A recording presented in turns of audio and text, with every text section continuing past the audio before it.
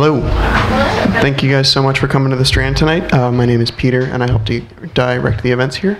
And tonight we are extremely excited, as we have been for a couple months now, to welcome Allison Amend for the release of her brand new book, Enchanted Islands. So give it up for Allison.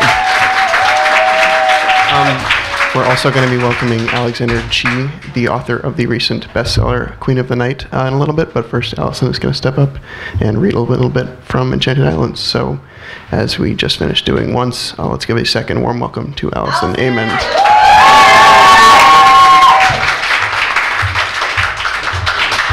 Thank you so much, everybody, for coming. Everyone here I know, except for the two people I don't. There are chairs here and here and here and here, and also a stack of them over there, so you needn't stand unless you are enjoying doing that.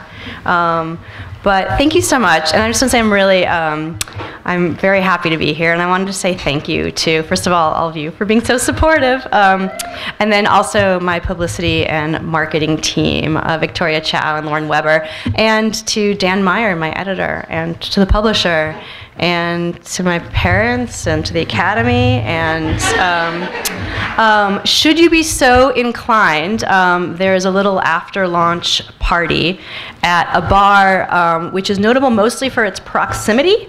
So it is on the corner of 4th Avenue and 13th Street. It's called Single without the E, because I guess single people don't deserve E's on the end of their words. I don't know. Anyway, they've cordoned off an area for us, and there's champagne and stuff. So please come by afterwards, and or you can go over there while I'm signing books, and I'll meet you there. It's on 13th Street and 4th Avenue, so around the corner. So thank you. So I'm just going to read for a few minutes, and then we're going to do a little Q&A. Alex is stuck in traffic, so if he's not here, Amy Brill was very kind to... There you are. Thank you. You might... Oh, he's there. Yay. Hi, Alex. Good timing. Yay. And I'm super thrilled to be talking with Alex, because his book, Queen of the Night, is a fantastic book and a really beautiful example of historical fiction, so I think we'll have a lot of good things to talk about. Okay. So Enchanted Islands is the story of Francis Conway, and it is based on a real person named also Francis Conway, who lived for a few years before and after the Second World War in the Galapagos Islands. And she left 2 memoirs that she published.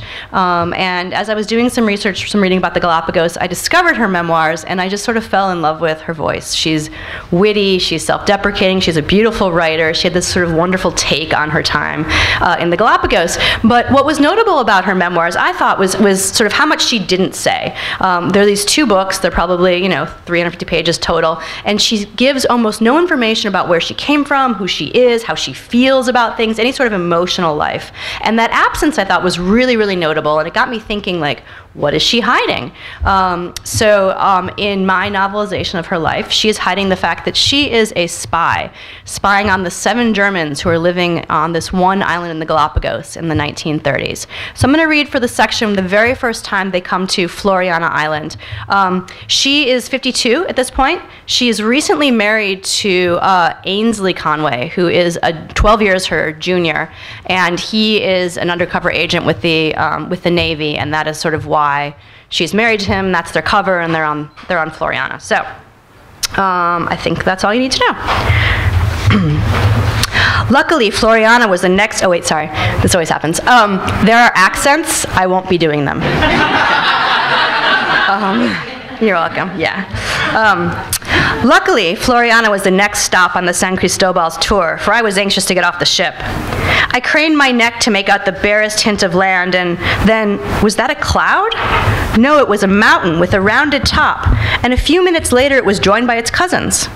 Then it took on a green tint, and as we got closer, I got a first look at our island. Cliffs, covered in birds and their souvenirs, fell down to the water. Here and there, a little greenery would tentatively make a stab at growth, while up above, scrub brush tangled with its neighbor.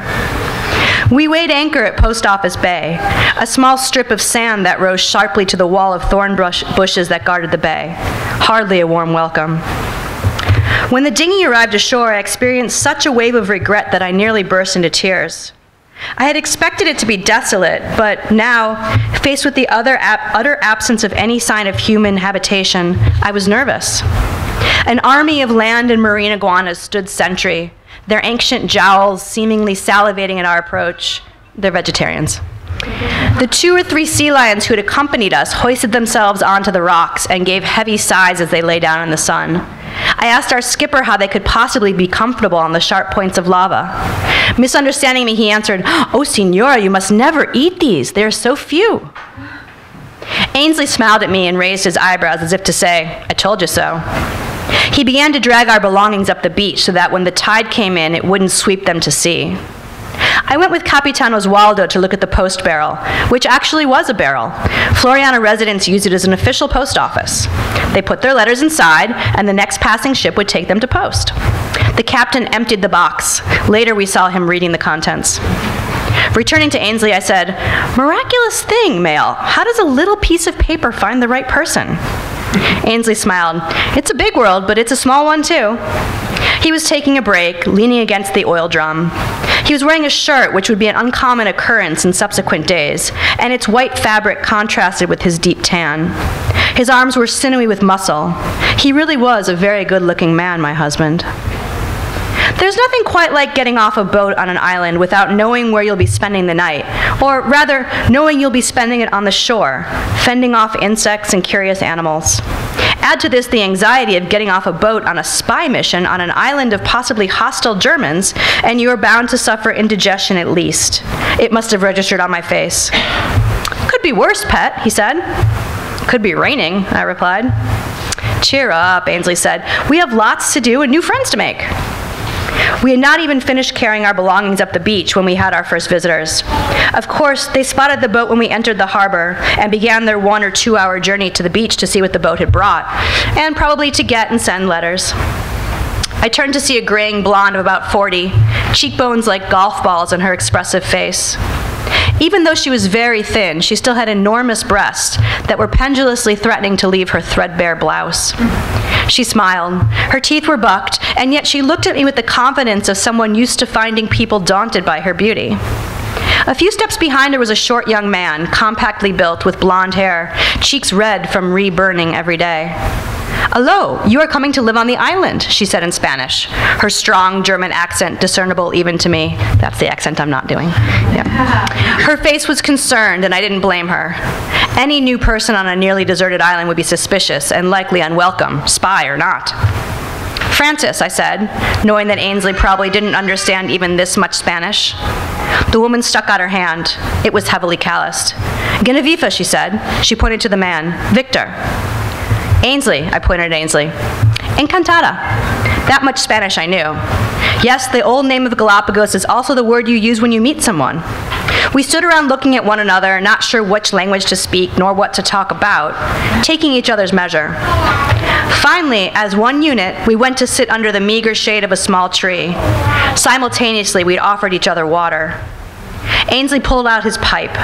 Victor's eyes lit up, and so Ainsley, though I knew how much it cost him to share, handed it to him once it was lit. The two puffed together. It was seemingly all the conversation they needed.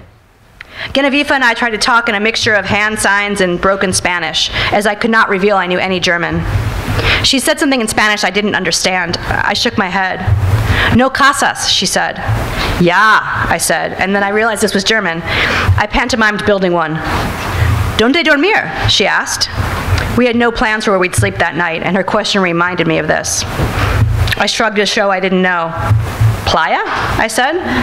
I wouldn't have minded sleeping under a roof tonight. I hated the exposure of the beach. Genevieve muttered something to the extent of, "Suit yourself." She fingered the fabric of my blouse, now faded from sun and salt water. "Bonito," she said, clearly meaning the opposite. Our first encounter was not going well. Just then the brush behind them began to rustle, and from it emerged a pair of young Cholo Indians with a donkey held loosely by a rope. They were the only plump people I'd yet seen on the islands, and it must have been a congenital situation, for I would come to see that while we didn't starve, there was not a surplus of calories. They introduced themselves as the Jimenezes, Gonzalo and his wife Gansa, which means goose. I never learned why they call her that. Gonzalo told us he was the Ecuadorian representative on the island. I'm not sure if he was self-appointed or actually sanctioned in an official capacity. They had lived on Floriana for almost a year and were about to celebrate their first anniversary. He kissed her and she blushed. As the government official, he informed us, he was able to marry people, if there were any people who wanted to be married. He was in charge of all large game hunting, and he reminded us of the law that we could only kill male pigs and steers. We would come to see that he frequently ignored his own directives, as the sows and heifers were much tastier. He also felt entitled to the lion's share of anything a passing boat might gift to the island and its residents. Still, he was such a friendly person, and his wife so generous, and a good cook to boot, that we forgave him his idiosyncrasies. He had learned his governance style from Ecuadorians, after all, and knew no better. The other two families lived on the other side of the Sierra and would not have seen the boat. The captain left some provisions for them, and the Jimenezes promised to pass them along. Then the San Cristobal pulled out of the bay, and any possibility of returning to civilization went with it. I swallowed the lump in my throat and stared after the old bucket of bolts like she was my lover going off to war. The sun slipped down behind us. Darkness fell quickly on the island. Genevieve, Victor, Gonzalo, and Gansa had been watching us unpack. They now reluctantly took their leave, carrying some of our bounty of fruit and seedlings. Genevieve patted me on the head in leave-taking condescendingly, I thought, and Victor bowed deeply. Gonzalo shook my hand and Gansa kissed me on the cheek. Then Victor stepped in front of Genevieve and pulled aside a branch for her, letting it slap back afterwards, almost hitting the Jimenezes.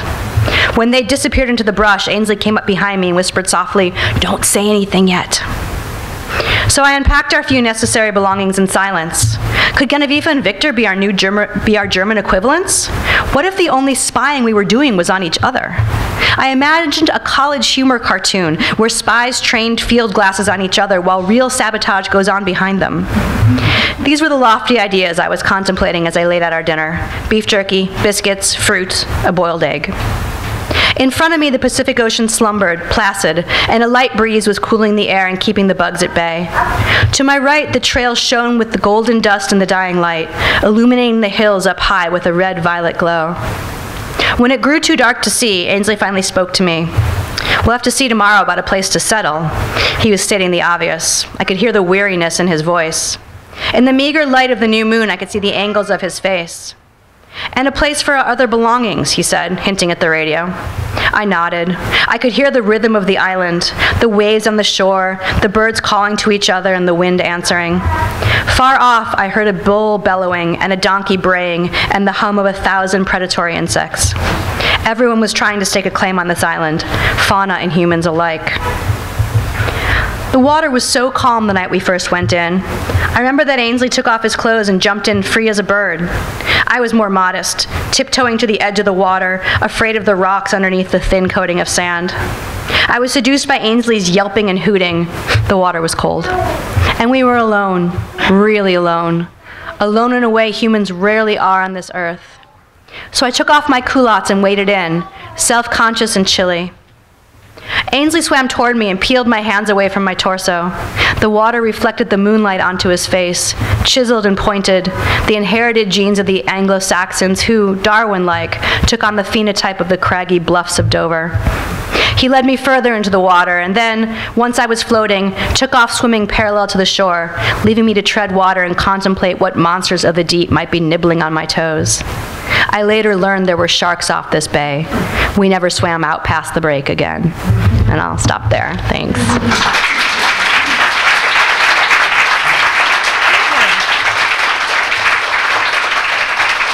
Thanks. And again, there are lots of chairs up here. Come and sit. Come and sit. Thanks, Alex. How you doing? Welcome. Thank you. Should we have a chat? Let's have a chat. Okay, they want me to sit here. Do you want to print out of some questions? Or no? We're just going to go organic? I'll just wing it. All right, I like it. I like your style.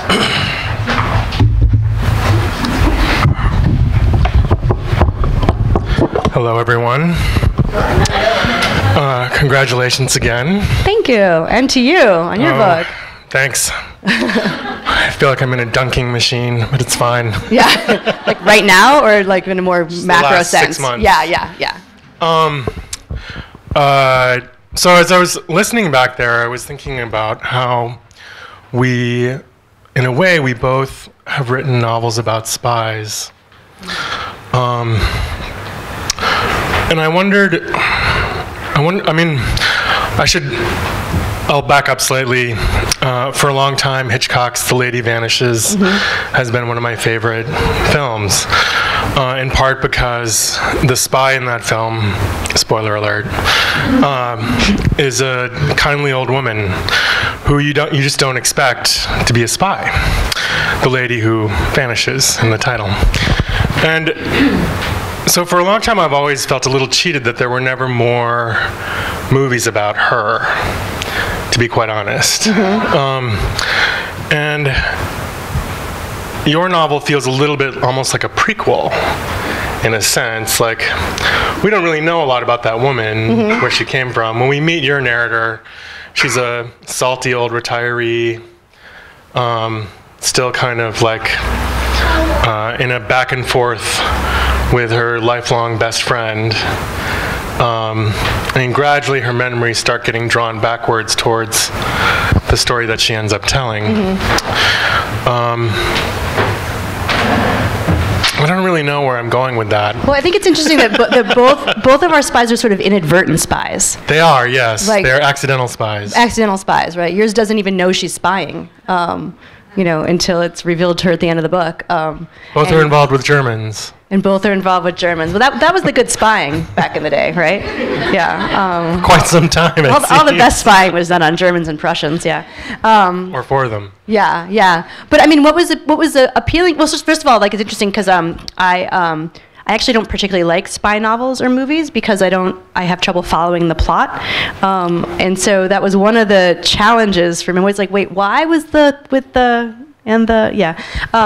was one of the challenges for me. Did you find that also, that like I was more interested in the characters than I was in the actual spying, and I think that's why I created a spy who was also more interested in the characters than in the actual spying. Did you find the same? I guess, at a certain point I realized that I had been reading about spies and assassins obsessively. Okay. Actually. I could call it research. That would dignify it. And so later it seemed like it came fairly naturally to include it. I think I was, in my novel, I was interested in this idea of someone who doesn't know what is happening to her at the time that it is happening, which is a kind of classic of espionage, where you sort of manipulate people into situations that provide the details that you need. Right. You think you know the game, but you never know the full game. Right. Yeah. But did you use any specific materials of, like, what did you find? Well, I was trying to read sort of a bunch of like John le Carré novels and spy novels, and I kept I was reading them as a writer, so I was reading them for instruction, and then I like inevitably fell into them and was shocked by the ending every single time, and like forgot to be looking at the man behind the curtain when I was reading them. So I ended up reading a lot of nonfiction about spy networks in South America, and a lot of documents at the time that because I was doing research on sort of this Air Force base on the Galapagos Islands, it was a narrow enough topic that I could read the feasibility studies, et cetera, and sort of see what the situation on the ground might have been like, as opposed to reading sort of manuals of spying. Yeah, but I was very interested in the tradecraft, and I definitely went down like a rabbit hole of research on microdots, which was a really Claire's like, oh, microdots, yeah. Go on. Yeah, which was a sort of Second World War era way of shrinking information onto like a microdot, shockingly. Oh. Yeah, and the network that the Germans had built of spies all over the world, including South America, which I knew very little about, which I thought was kind of fascinating. Yeah. So what kind of research were you doing besides reading spy novels obsessively? Oh, I think,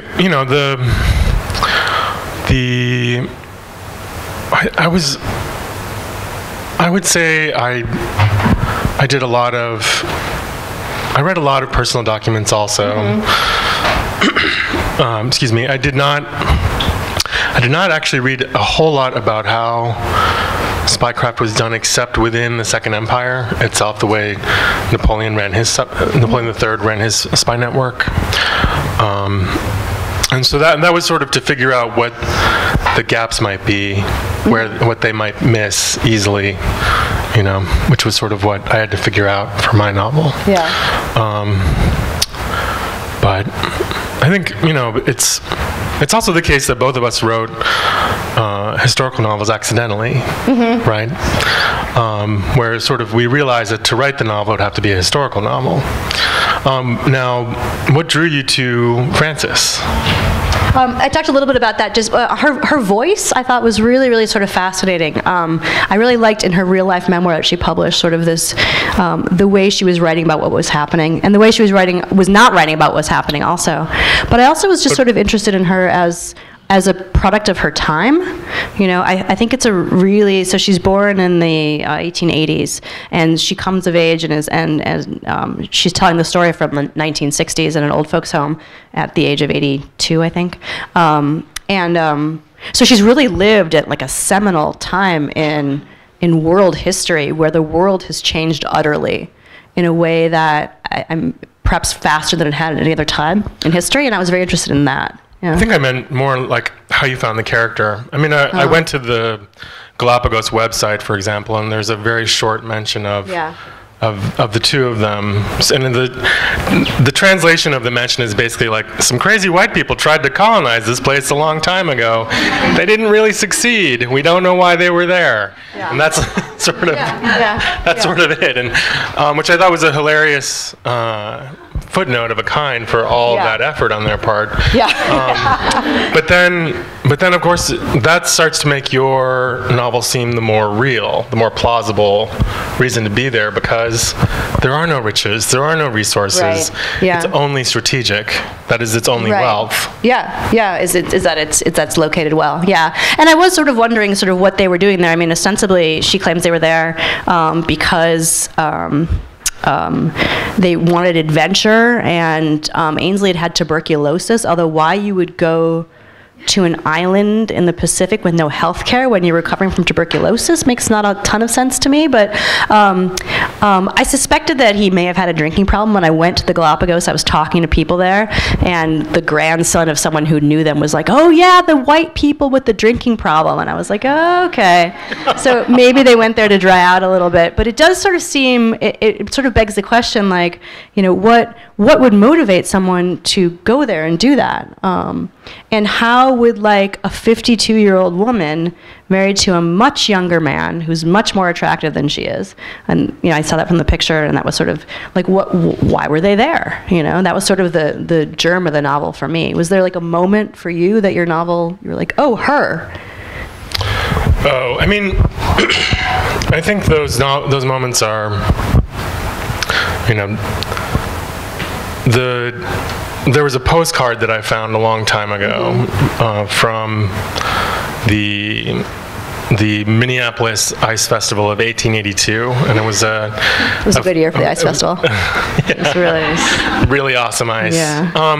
They would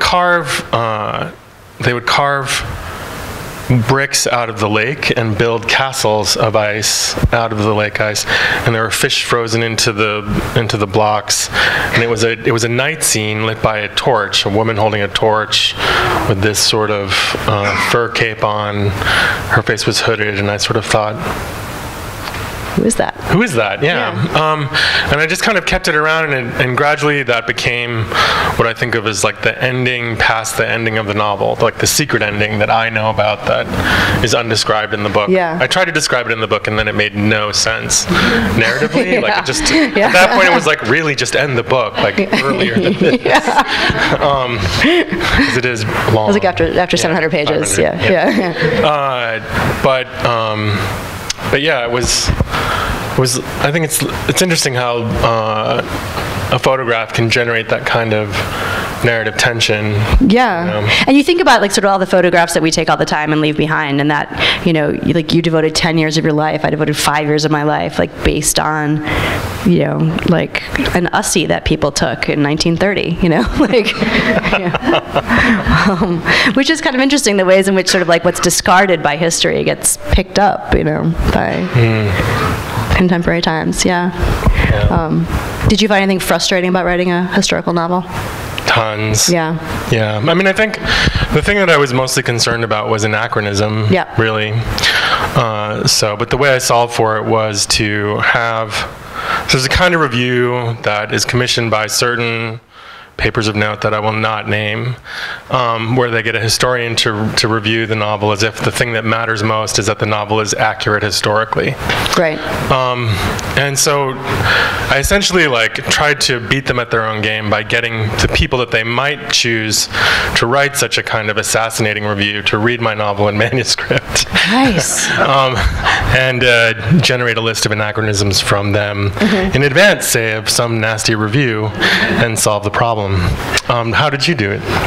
Well, yeah, I mean, I think anachronisms, or just sort of I know absolutely nothing about the military, and even less about the Navy, but I sort of put out feelers, and we found a retired naval admiral who was summering in Maine and was really, and spent the summer, he's saying he would sit on his porch and write down in his notebook the ships that went by.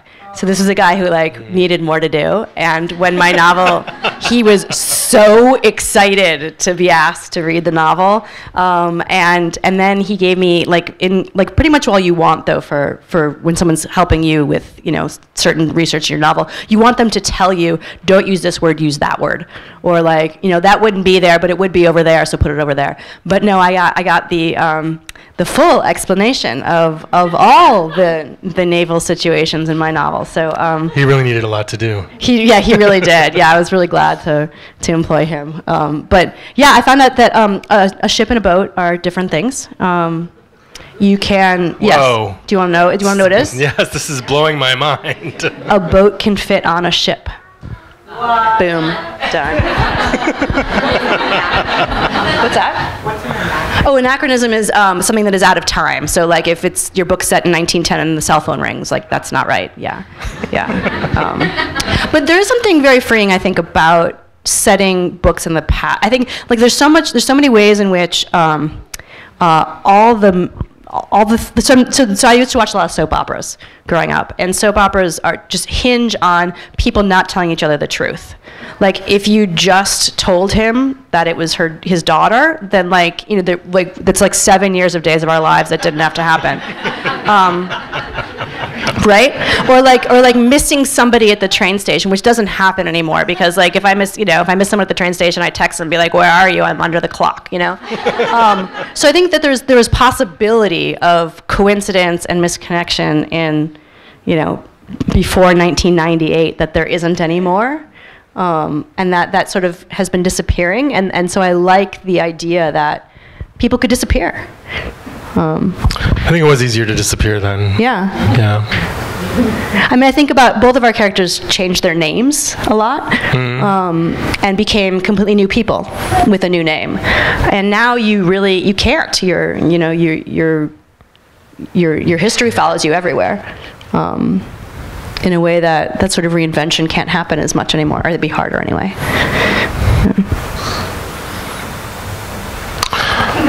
There's this amazing moment of silence for the loss of privacy. Yeah. I think the thing that I was also struck by in your book was this kind of secondary, I guess, subject of a kind, which was the life of a young Jewish woman growing up in that period. And is that something that you also did a lot of research for, or how did you approach those discoveries? Yeah, it's a topic I've been interested in for a while, sort of the how Jews assimilated into American culture, and especially the tension between German Jews who came over earlier and Polish and other Eastern immigrant Jews who came over later, and sort of the ways in which they did not see eye to eye on things. And so I was thinking a lot about that as I was writing the book, and I was thinking too in the way, what must it have been like to be a Jew in America during the Second World War?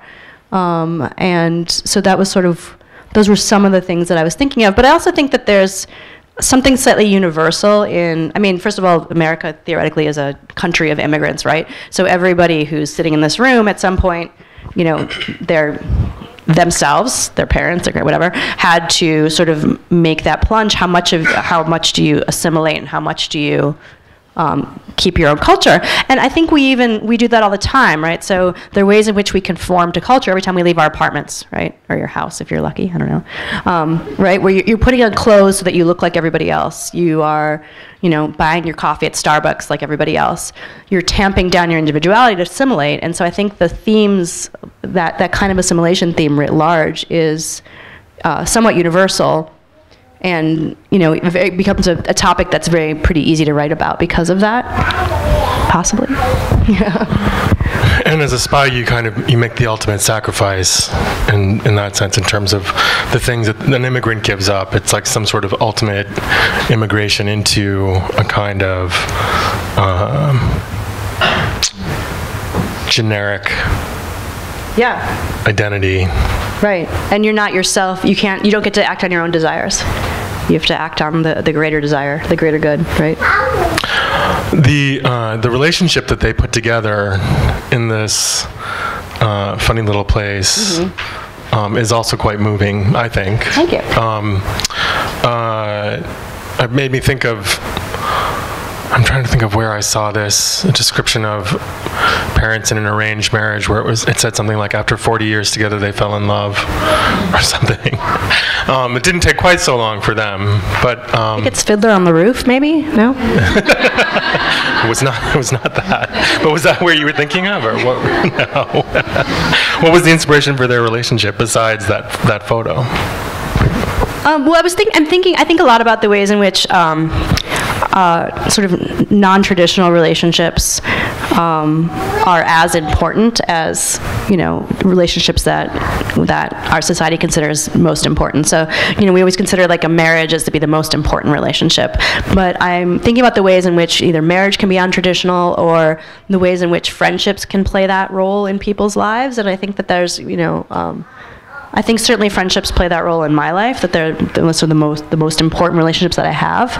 And I wanted to explore those relationships that are sort of underexplored in fiction, I think. The idea of friendships or the idea of a marriage that is not necessarily, for procreation, Everyone always thinks that they won't survive transactional sex. But then you do. Yeah, exactly. And and I think up until recently, marriage was a contract, and so Ainsley and Francis have a contract, and certainly the tenor and your protagonist have a contract. Yes. Yes, they do. Yeah. Was that sort of something that you were thinking about too? These sort of ways in which. I think for me, I was really interested in the way in which women back then had so few freedoms unless they were celebrities. Mm-hmm. And then they had those freedoms for only as long as their celebrity lasted and no longer. And then they sort of became women again, and the world treated them as women again. Mm-hmm. And it often destroyed them. Yeah. And so it seemed to me a lot of the things that I read about that period sort of glossed over the real harshness of that, I think that's one of the things that I also appreciated about your novel was it sort of showed a lot of what was possible for your narrator as a young woman at the time, and how she, in some ways, this was one of the best things she could do for herself, given what she wanted for herself. Yeah, she had to fight to go to school, Right. And then, as a woman alone, there was not a lot she could do, Yeah. Yeah. Makes me glad to be alive today. Our novels really are a lot of fun, though. But we're not lying to you. Fantastic clothes, exciting adventures. Yeah. True. Oh, the clothes. Should we talk about the clothes? Let's talk about the clothes. There are no clothes in my book, and I'm so sad because I love clothes. And so one of the things I loved most about your book was getting to read about all the fantastic clothes. Thank you. I'm glad. Some people don't like it, but I always think if I wrote a novel about a diva and didn't include what she wore, how real would that be? That's right. That would be ridiculous. Yeah. There'd be other complaints on the internet than the ones there are now. But the clothes still are like a kind of costume all the same in in your novel. Yeah. For sure. And carry codes and signals and. I think their lack of clothing on the island makes her feel very naked. I mean that literally and metaphorically. Like, there's, she has like 2 pairs of shorts and a t-shirt, and that gets more and more threadbare, which and as she becomes sort of more and more vulnerable on this island. And so I think there's a way in which like she would really appreciate more clothes to hide in, And I think that I think your protagonist, in some ways, doesn't hide in the clothes, but certainly the clothes are like a mask and their performance. Their performance, yeah. A constant performance, yeah. And the lack of them, and she does a lot to get the clothes, Yes, she does. What surprised you the most in the writing of this? That is an excellent question. I guess I was surprised at how important her best friend was to her, and I knew that they were going to be like a lifelong friendship. She and her best friend Rosalie are children together, and then are in the old folks' home together. But I kept joking that I was like trying to write a spy novel and ended up writing a meditation on female friendship, which is, it's not quite true, but it is a very it's an examination of female friendship, and which was completely not the book I intended to write. And so I was very surprised about that. I also thought it would all take place on the Galapagos Islands, and it turns out only about a third of it does. I think we're seeing more and more novels where a friendship is the love of your life and not some sort of romantic. Yeah, so maybe you're on trend. That. I don't know. Yeah. No, I think that's true, though. I think friendship is increasingly a topic in literature. Yeah. Was there anything that surprised you when you? I think also, likewise, the importance of her best friend to her. Yeah. Definitely. I think I was also surprised by how hard it would be to get through any day in all of those clothes. Yeah, or on a desert island, like how hard it. Yeah. I think as bad as I knew things were, I suppose they were worse. Interesting. Yeah, it made me. My novel made me like I hate camping, but now I really hate camping.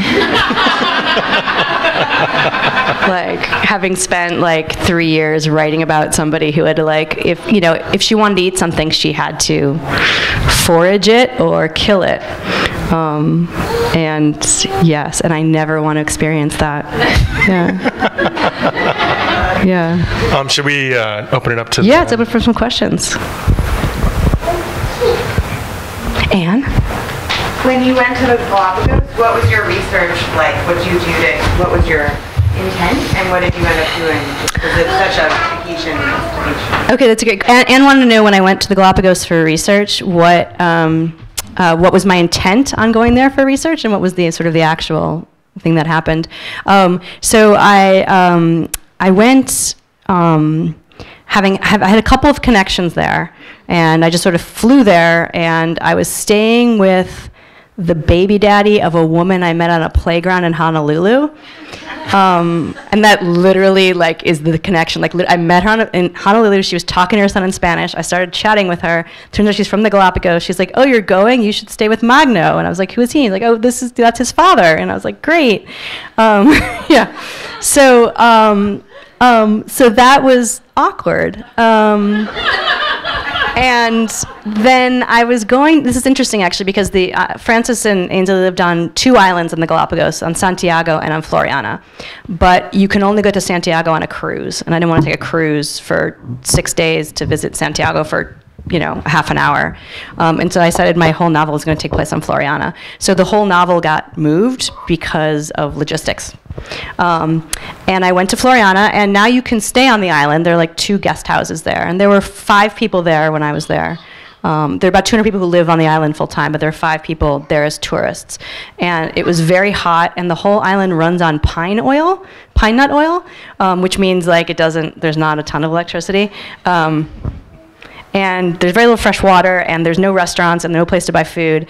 And I was supposed to stay 5 days, and I was just going to like walk around and absorb the atmosphere of the island. And then I was going to go swimming, but the water was kind of rough, and I was by myself, and I was like, I probably shouldn't go swimming by myself. And then I was going to go hiking, but in 1964, this woman went hiking, and they found her body in 1985, and I was like, oh, you know, and and it's also a national park, you're not really allowed to go hiking. So after like day 2, I like went to the one place on the island that had cell reception, and I called the baby daddy, and I was like, can I come back to your apartment? So Francis lived on the Galapagos Islands for 7 years. I couldn't hack 5 days. I hacked 3 days. But I did, in that time, get to visit the places that Frances Conway lived. I got to talk to people whose parents were living on the island when she lived there. I got to sort of, you know, experience what it was like to live and on the island and hear about it and et cetera. And I know a lot about myself now, like not a desert island goer, which is good to know. Yeah. Margo. Physical landscape affect telling of the story, like of this incredible place? How did it affect your development of character? So Mark was asking how the physical landscape affected the story. Before I went to the Galapagos, there were a lot of, I just put X's in manuscripts when I like need to look stuff up. But a lot of the manuscript was like, she woke up and looked out at X and felt X and smelled X. And then she went and got a pan and did X to make breakfast. And then I was like, well, there's a lot of holes in this manuscript. So I think going there, I mean, I really was able to fill in the senses. And I think going there and being so lonely on Floriana and so alone, I feel like I was really able to tap into that. And I know that Francis felt that way a lot. And so I don't think I could have written about that without experiencing it. And just how oppressive the like jungly atmosphere is.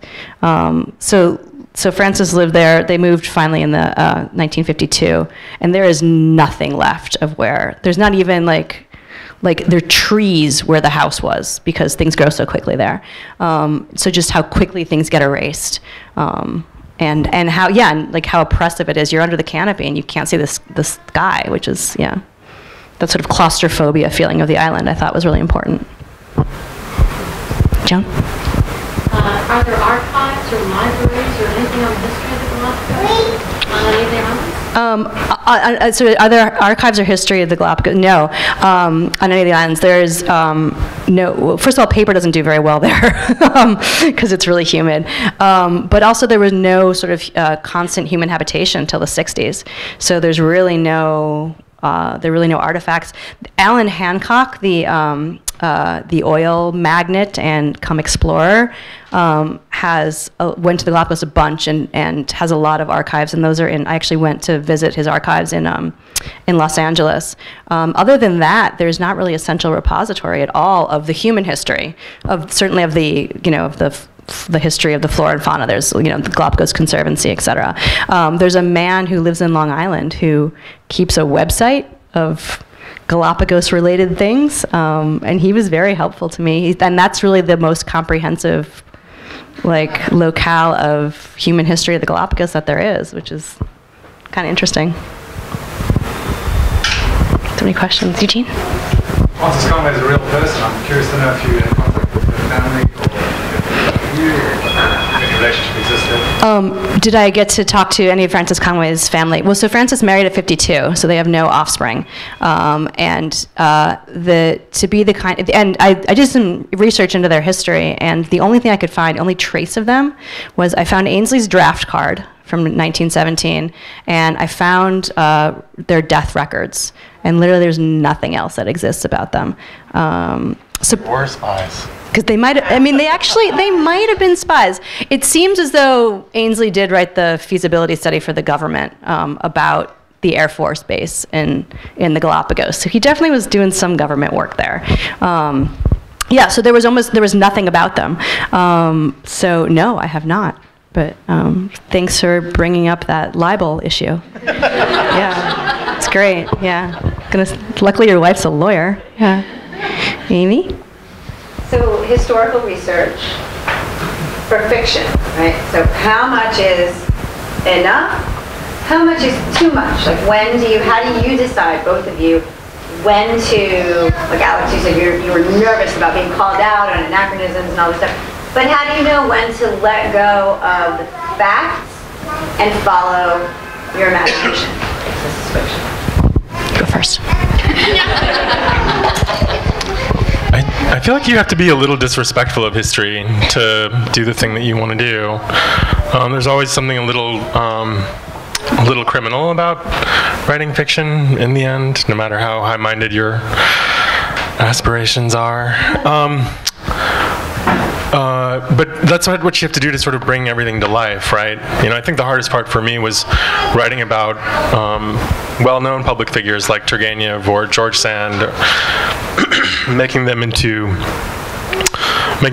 characters in a novel, and also making them human simultaneously. So there was like all these categories of transformation that they had to go through in my mind. I found that finding out little details like Turgenev was a giant man with a white beard at the time that my narrator would have met him, but also with a very high voice.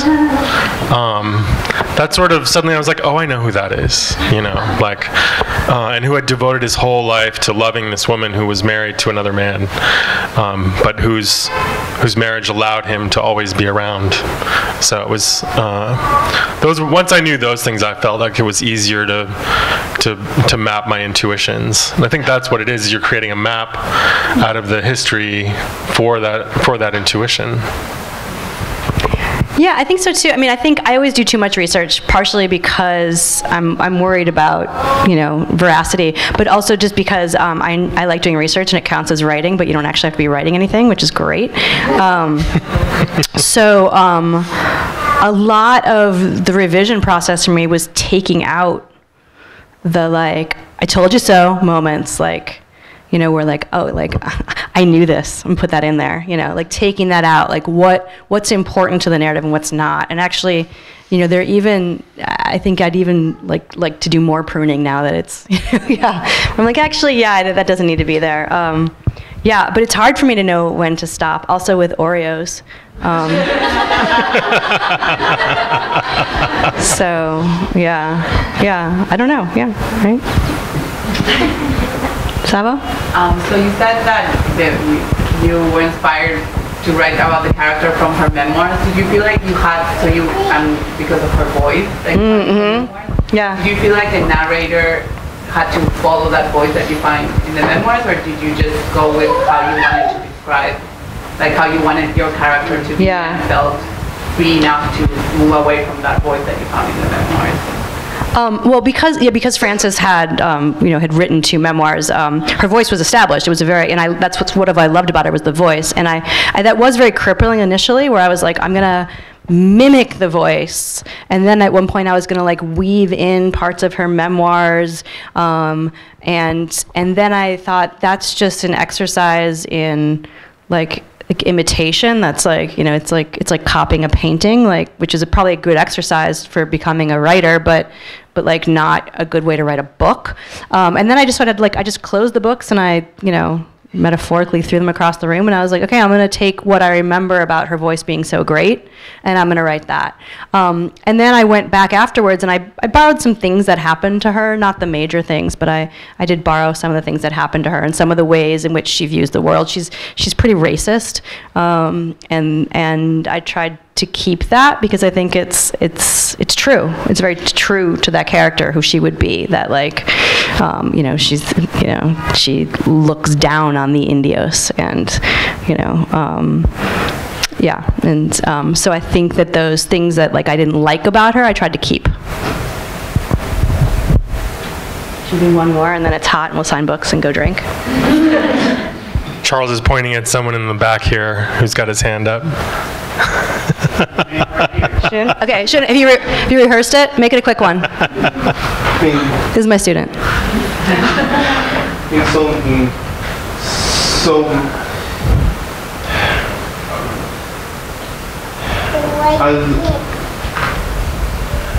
I'd like to actually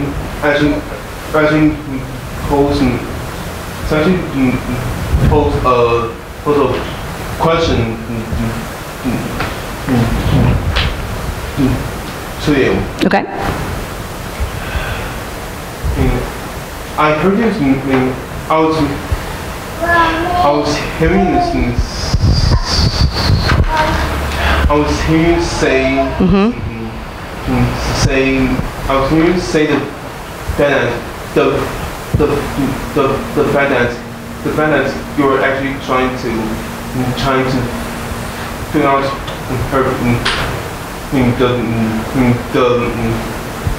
You're trying to figure out the narrator's voice, and then like I was actually trying to actually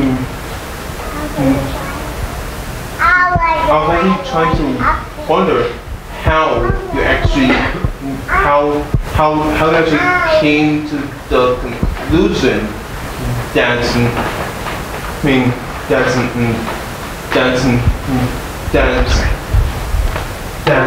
the person voice was actually great. Okay, yeah, thanks. So yeah, I mean, actually, that's a really good question. How do we sort of discover what the narrative voice is, and how do we fall in love with the narrative voice, right? Like, both of our novels are in first person. Like, how did you come up with her voice? Oh, mine just took over. Yeah. Yeah. At the beginning, yeah, she's a diva. She was just like, yeah, we're starting. I didn't have a lot. I could act like I had a lot of control over it. Right. Yeah. Yeah. And were you confident in it from the get-go? She was. Yeah. Yeah. I mean, I just sort of woke up and there were sentences coming in my head, and I thought, oh, we're starting. And I made coffee and. Yeah. I mean, it wasn't. I mean, I definitely like found other ways to procrastinate with mine, but there was ways in which like it. It's like, oh, my sock drawer needs alphabetizing. Yeah. No, but there are ways in which she spoke to me, and the confidence with which she expressed it, sounds like I'm crazy, but the confidence with which she expressed herself made me feel confident in the narrative because of that. I think that once you make enough decisions about a character, they start to exist somewhere in your mind and tell you how everything should be. Yeah, and then they become like some sort of strange unitary AI or something. Right. And then they make mistakes and you want to be like, no, don't do that. The same way like when your friend dates that horrible guy and you're like, what are you doing? And that happens with your character too, but there's a way in which you like can't stop her, like you can't stop the friend, Thank you so much for sharing this with me. I really appreciate it. Congratulations. Thank you. Happy Pub Day.